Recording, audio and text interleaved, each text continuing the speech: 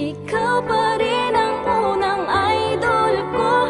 Kahit na tumanda at lumipas man itong panahon, lagi kang nasa loob ng puso ko. Ngayon at mapakailanman, di ba't ikaw pa rin harap ng mata, puso at damdamin. Habang buhay kang nakatatak sa aking isip.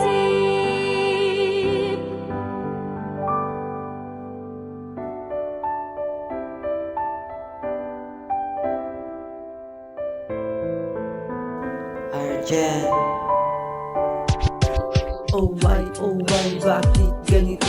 Gusto ko ikaw lang nasa tabi ko. Mga poster mo at mga magasin, sa buhay ko hindi kita kayang alisin. So pati sa cellphone at mga gamit, ikaw ang nakalagay sa aking bedsheet. Ako ay nalungkot nang ika'y nawala. Ano ba ang mali na aking nagawa? Pakiusap naman kahit na sandali, para lang mapawi ang mga bigati at muling umiti at di na umiyak. Bakita ka lang, gusto kong matiyak na buhay ka pa rin at ika'y malakas. Gumawa ka ulit ng mga palabas, at kapag bumalik ngiti ng pusa, at hindi ako magmamahal ng pusa. Ikaw pa rin ang unang idol ko. Kahit na tumanda at lumipas man itong panahon, lagi kang nasa loob ng puso ko. Ngayon at mapakailanman, di ba't ikaw pa rin harap ng mata, puso at damdamin. Habang buhay kang nakatatak sa aking isip.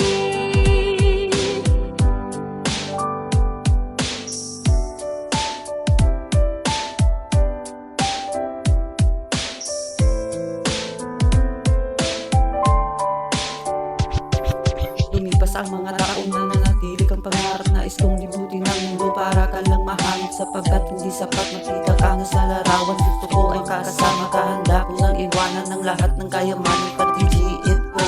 Sabihin mo magkano ba ang giit mo at aking ibibigay, tanggapin mo lang ako.